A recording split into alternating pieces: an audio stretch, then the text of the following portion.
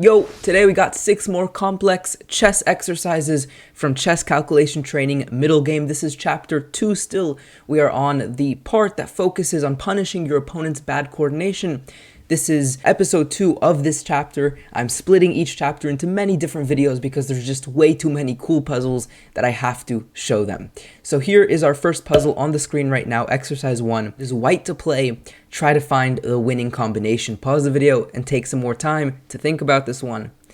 The win here begins after the move queen to c3, and it seems like a very simple fork in this position. You're threatening the mate on g7, you're threatening the bishop on c4. So for example, f6 does defend the mate, but does allow us to simply take the bishop with check.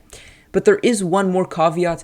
Black can play queen to b4 here, and this seems to hold everything together. The queen is now pinned, making the mate threat no longer possible. The bishop also is no longer attacked, but we have a beautiful win here as well. Hopefully you saw this one.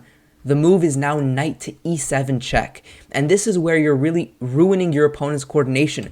The knight is the only defender of the queen is the only defender of the mate threat, so knight e7 uses both of those facts. If the knight takes, the queen is left undefended, and if the queen takes, the mate threat is now left undefended. So once again, white to play, exercise number 2, try to find the winning combination here. Pause the video and take some more time to think about this one.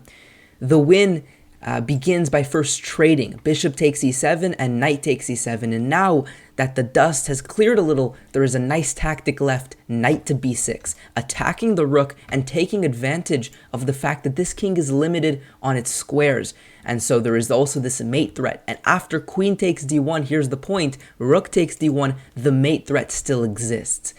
So black realistically, after knight to b6, they have to move their bishop, but we're very happy to simply win the exchange and be much better in this middle game. Now, one thing to note, some of you might be wondering, can we try instead knight takes e5? It's an interesting idea for sure.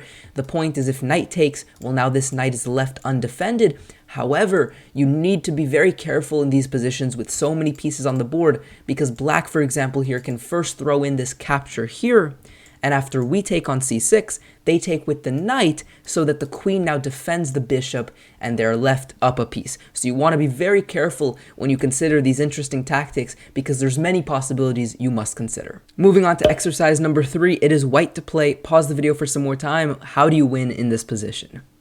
So the win begins with knight to c6, and you're really taking advantage of the poor development that black has here, which really brings them to a lack of coordination. This queen is attacked, but also you're threatening mate, again because the king is not developed, and therefore after a move like queen c7, we go rook to d8, we force the trade here, and this is winning for white. And similarly, if they take our knight, well, once again we punish them for the lack of development here. This is a nice fork that we have. This is devastating. They can block, but we simply take the rook. I did want to point out one thing. Some may consider the move rook to d7, but this is a little too greedy. Yes, if they take, I see the idea. This is indeed mate, sure. But they're going to castle and really take this opportunity to get away from all of the attacks. And when the dust clears, you haven't won as much as you could. And in fact, after they castle, yes, their rook is hanging, but your rook is also hanging. You've bid a little bit more than you can chew here. On to puzzle number 4. It is black to move in this one. Pause the video and take some time. How can you win this position? So the win here begins with rook takes h2, a nice sacrifice, and the thing that you had to notice is that once the rook leaves the h8 square, this is now a square which is accessible for the queen. So queen h8 here, a nice sneaky backwards move that wins on the spot because wherever the king goes, we have a nice fork taking advantage of the bad coordination between the white pieces here. Knight to e2 will win the queen. In puzzle number 5, it is white to play. Pause the video and try to give this one a shot. Here is the solution. So the move here is rook to f1. We are trying to distract the queen from its very critical defense over the mate and over the g6 and g7 squares. So queen to f1, of course, allows queen to g7 checkmate. Similarly, after a move like queen to e8, we also have checkmate. They can go queen to e7, which seems to be the best. They're defending against the checkmate, but this is not so effective because, well, as I pointed out, this g6 square is also vulnerable, and specifically the rook on c2 is also hanging here. And therefore, after queen to g6, the king moves, and we don't take the rook immediately because our own rook is hanging. That's important to note. We first take their rook, they take back, and then we take the rook on c2, and we are up material. And finally, ladies and gentlemen, puzzle number 6. This is a very tricky one here. White to play. Pause the video for some more time. How can you win this position? So the win here starts with f4. You are simply doing a nice fork, so they have to take. What was the point? Well, the queen has now been distracted from its defense over the rook, and therefore black's pieces are far less coordinated and susceptible to a very nice tactic, knight to e6 here. This is a huge fork, so they more or less have to take, but once they take, well, their own rook is hanging again because of the fact that the queen is no longer on g5 defending over d8.